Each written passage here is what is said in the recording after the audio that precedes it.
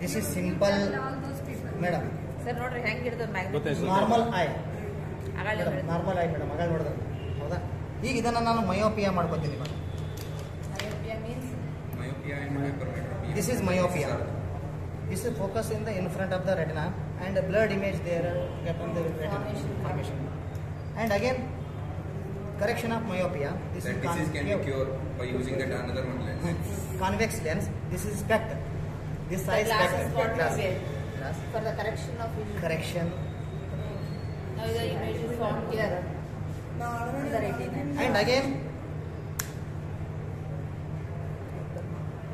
this is hypermetropia beyond the retina. Before, behind.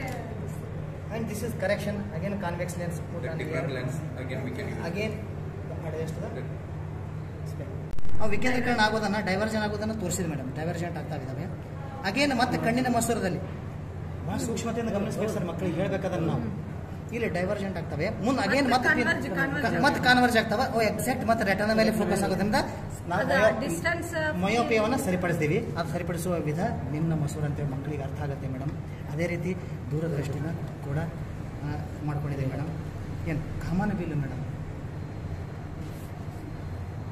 ಸೂರ್ಯನ ಬೆಳಕಿನ ಕಿರಣವು ಮಳೆಯ ಹನಿಯ ಒಳಗಡೆ ಹೋಗುವಾಗ ವಕ್ರೀಭವನ ಹೊಂದದ ಜೊತೆಗೆ ಸ್ವಲ್ಪ ನಮಗೆ ಪ್ರತಿಫಲನ ಆಗುತ್ತೆ.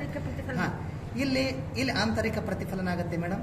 ಪೂರ್ಣಾಂತರಿಕ ಮೇಡಮ್. ಹಾಂ, ಇಲ್ಲಿ ಆಂತರಿಕ ಪ್ರತಿಫಲನ ಆಗಿ ನೆಕ್ಸ್ಟ್ ಅಗೇನ್ ಮತ್ತೆ ವಕ್ರೀಭವನ ಬಂದು ನಮ್ಮ ನೋಡುಗನ ವೀಕ್ಷಕನಿಗೆ ಬಂದು ತಲುಪೋದ್ರಿಂದ ಆ ಸ್ಥಾನದಲ್ಲಿ ನಮಗೆ ಕಾಮನ ಬಿಲ್ಲು ಇಲ್ಲಿ ಕಾಣುತ್ತೆ. ಅದು ಆದರೆ ಒಂದು ಮನೆ ಹಳೆಯಿಂದ ನಮಗೆ ಕಾಮನ ಬಿಲ್ಲು ಕಾಣೋದೇ ಇಲ್ಲ. ಒಳ್ಳೆ ಒಂದು ಕಲರ್ ನಾವು ನೋಡ್ತೀವಿ ಸರ್. ಇದರಲ್ಲಿ 7 ಬಣ್ಣಗಳು ಡಿಸ್ಪರ್ಷನ್ ಆದರೂ ಕೂಡ ಒಂದು ಮಳೆ ಹರಿದ ಒಂದು ಕಾಮನ ಬಿಲ್ಲು ಮಾತ್ರ.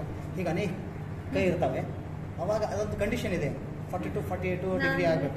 40 ನೇರಳೆ, 42 ಕೆಂಪು. ಆ ಆ್ಯಂಗಲ್ದಲ್ಲಿ ನಾವು ದಿಗಂತಕ್ಕೆ ನಾವು ಪಾತ್ರೆ ತಗೊಂಡೇವಂದ್ರೆ ಈ ರೇಸ್ ಮತ್ತು ದಿಗಂತಕ್ಕೆ ನಡುವೆ ಈ ಕೋನ ಮಾತ್ರ 40-42 ಇದ್ರೆ ಮಾತ್ರ ನಮಗೆ ಮೈಕ್ರೋಸ್ಕೋಪಿಕ್ ಐಪೀಸು.